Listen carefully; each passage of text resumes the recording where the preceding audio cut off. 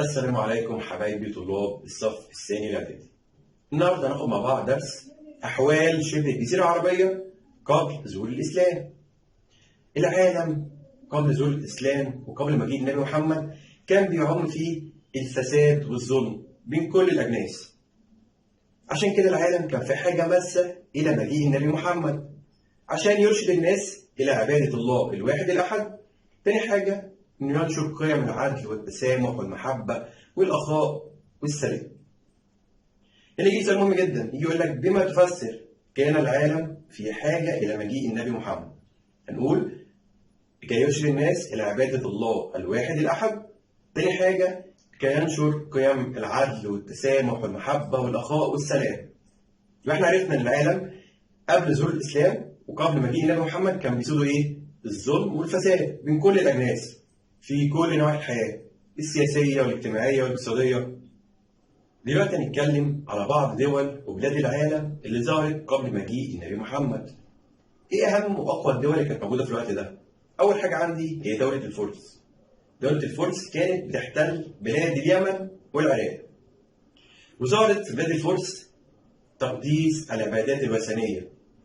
تاني يبقى اول دوله ظهرت عندي ايه؟ هي دوله الفرس.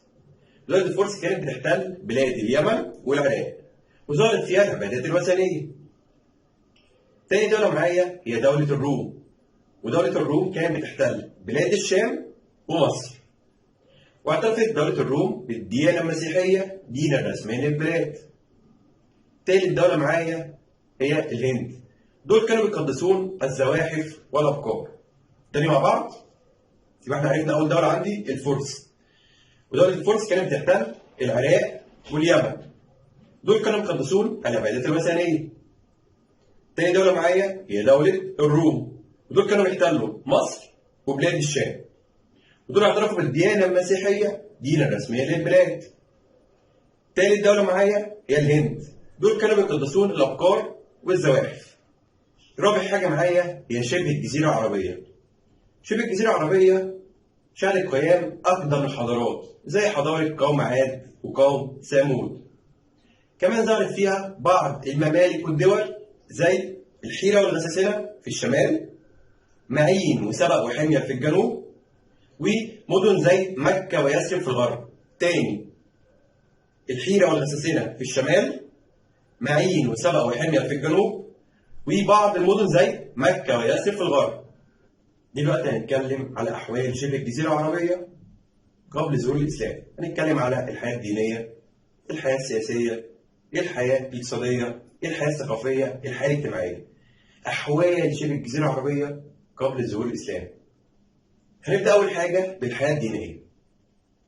كانت أرض شبه الجزيرة العربية مهد الكثير من الأنبياء، يعني أنبياء كتير جم على أرض شبه الجزيرة العربية زي هود وصالح وشعيب وإسماعيل وإبراهيم عليهم السلام. عشان كده أهل مكة وما حولها عرفوا التوحيد والإيمان بالله. لكن شبه الجزيرة العربية تعددت فيها الديانات والعبادات. ازاي؟ أول حاجة ظهرت عندي حاجة اسمها الحنيفية. إيه الحنيفية؟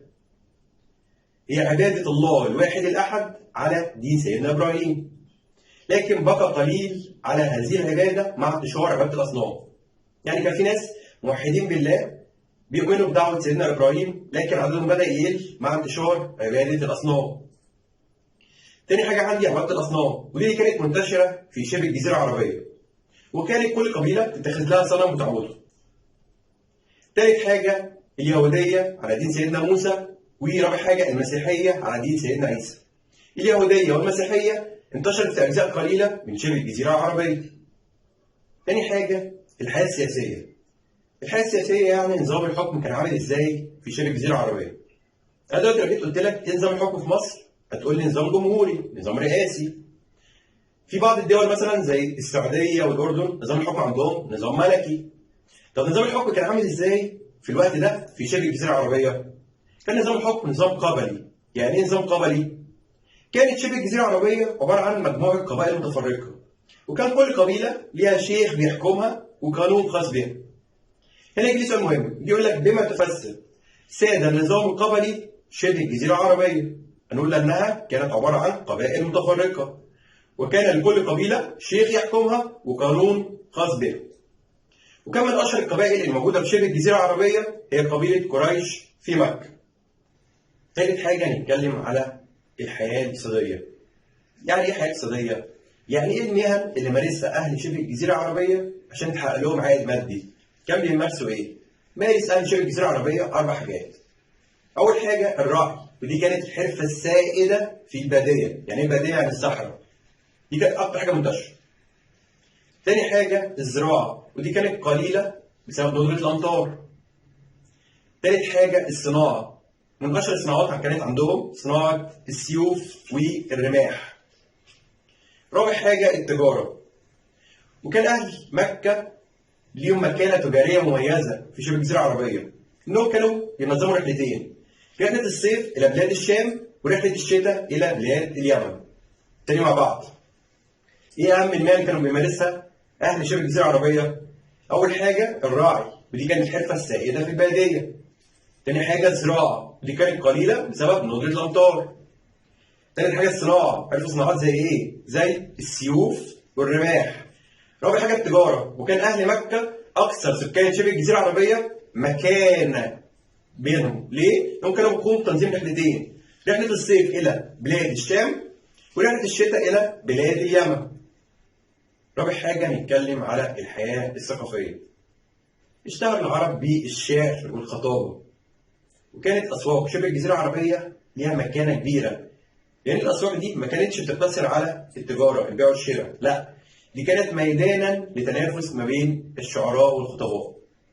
هنا يجي سؤال مهم، يجي يقول لك بما تفسر كانت لأسواق شبه الجزيرة العربية مكانة كبيرة، ليه؟ لأنها كانت لا تقتصر على التجارة فقط، بل كانت ميدانا لتنافس الشعراء والخطباء. وكان من أشهر الأسواق في شبه الجزيرة العربية سوق اسمه سوق عكاظ وسوق ذي المجاز.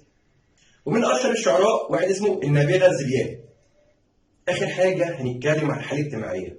المجتمع العربي كان عامل إزاي في الوقت ده؟ هنلاقي المجتمع كان بينقسم لحاجتين: البدو اللي هم سكان الصحراء، والحضر اللي هم سكان المدن. طيب شكل المجتمع كان عامل إزاي؟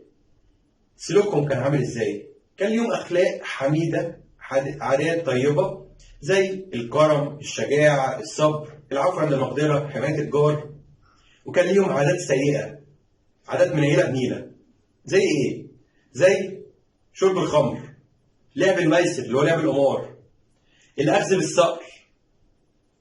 آخر حاجة وأد البنات، كانوا بيدفنوا البنات أحياء. كان اللي ينجب بنت في الوقت ده كان يدفنها حية.